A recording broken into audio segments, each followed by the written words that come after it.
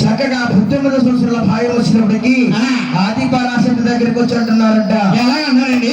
అమ్మా మేము పెద్ద వాళ్ళం అయ్యాము, మాకు రాజ్యాలు కావాలి, మాకు భూములు కావాలి, భూములు కావాలి.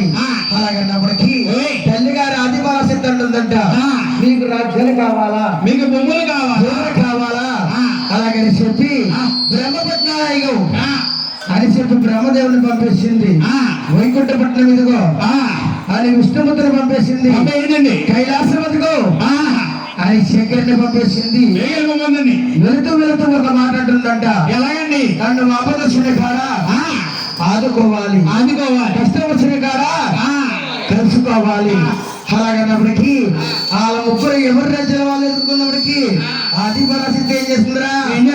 ఉండగా ఉండగా కొత్త రోజులుగా ఉండగా ఉండగా కొత్త రోజులు చెల్లిపోయిందా, చెల్లిపోయిందా? ఆది పరాశక్తి వందరయ్యింది, వందరయ్యింది. ఉండగా ఉండగా కొద్ది రోజులకు పూతకాలశక్తి చెల్లిపోయింది, చెల్లిపోయిందండి. ఆది పరాశక్తి ఒంటరైపోయింది, ఉండిపోయిందండి. ఆది పరాశక్తి ఎప్పుడైతే ఒంటరైపోయిందో కామాలు పుట్టుకొచ్చాయి.